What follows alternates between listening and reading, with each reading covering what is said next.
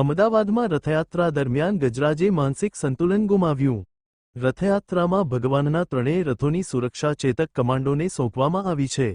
ભગવાન જગન્નાથ, ભાઈ બલભદ્ર અને બહેન સુભદ્રાની 148મી રથયાત્રા પરંપરાગત રૂટ પર રંગેચંગે આજે મુખ્યમંત્રી ભૂપેન્દ્રભાઈ પટેલ દ્વારા પહિંદવિધિ કર્યા બાદ નીકળી. મુખ્યમંત્રી ભૂપેન્દ્રભાઈ પટેલ દ્વારા સોનાની સાવરણીથી રથની સફાઈ કરવામાં આવી હતી. ત્યારબાદ ભગવાનના રથ ખેંચી ત્રણેય રથોનું નગરયાત્રાએ જવા માટે પ્રસ્થાન કરાવ્યું હતું. રથયાત્રાની શરૂઆત સુશોભિત 18 ગજરાજોથી કરવામાં આવ્યું હતું. ત્યારબાદ શણગારેલ 101 ટ્રકોમાં ખાસ ઓપરેશન સિંદૂરની થીમ જોવા મળી રહી છે. વિવિધ 18 જેટલી ભજન મંડળીઓ, ત્રીસ અખાડા અવનવા કરતબ કરતા જોવા મળી રહ્યા છે. અને અલગ અલગ સંસ્કૃતિની ઝાંખી કરાવતી વેશભૂષા સાથે આ પરંપરાગત આ રથયાત્રા નિયત સમયે નિયત માર્ગો ઉપર ફરી સાંજે નિજ મંદિરમાં પરત ફરશે. અમદાવાદની 148મી રથયાત્રામાં જે ગજરાજે આકર્ષણનું કેન્દ્ર બનતા હોય છે ત્યારે એ રથયાત્રાની અંદર 18 ગજરાજનું આગમન થતું હોય છે. ત્યારે તેમાંથી એક નર ગજરાજ તેનું માનસિક સંતુલન ગુમાવતા એકદમ જ અચાનક દોડધામ થઈ ગઈ હતી. તેમાં પોલીસ દ્વારા પબ્લિકને દૂર કરવામાં આવી હતી, પરંતુ કેટલાક લોકો ઝપેટમાં આવી ગયા હતા, પણ ભગવાનની કૃપાથી તેઓ બચી ગયા હતા. હાલમાં આ હાથીને ડોક્ટર અને વન વિભાગ દ્વારા કંટ્રોલમાં લાવવામાં આવેલ છે અને નિયત માર્ગ ઉપર યાત્રા આગળ વધી રહી છે.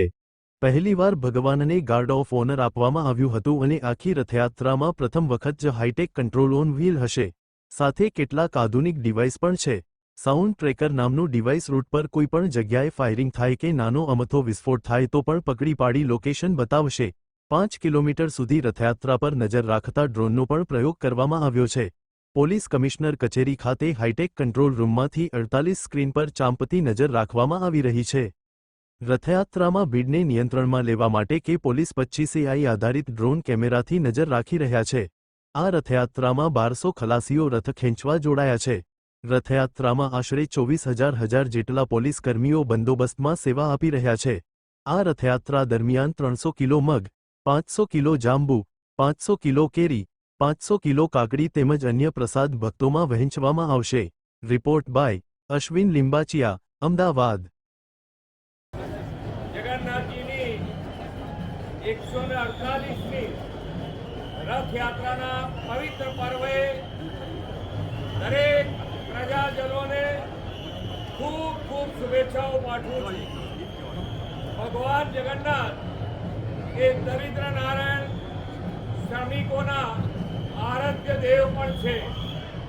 આજે માનનીય વડાપ્રધાનશ્રીએ જે વિકસિત ભારતનો સંકલ્પ લીધો છે એ સંકલ્પ પૂરો કરવા માટે આમ સૌ ગુજરાત, વિકસિત ગુજરાતથી વિકસિત ભારત માટે આપણને સૌને ભગવાન જગન્નાથ ખૂબ શક્તિ આપે એવી ભગવાન જગન્નાથના ચરણોમાં પ્રાર્થના પણ કરી છે. આજે જ્યારે 148મી રથયાત્રા નીકળી છે ત્યારે સરકાર અને પોલીસ તંત્રએ ભક્તજનોને દર્શન માટે કોઈ તકલીફ ના પડે એવી ખૂબ સરસ વ્યવસ્થાનું પણ આયોજન કરેલું છે. ખૂબ સારી રીતે ભગવાન જગન્નાથની યાત્રા એ કોમી એકલાસથી નીકળી છે અને ખૂબ સારી રીતે પૂર્ણ થશે.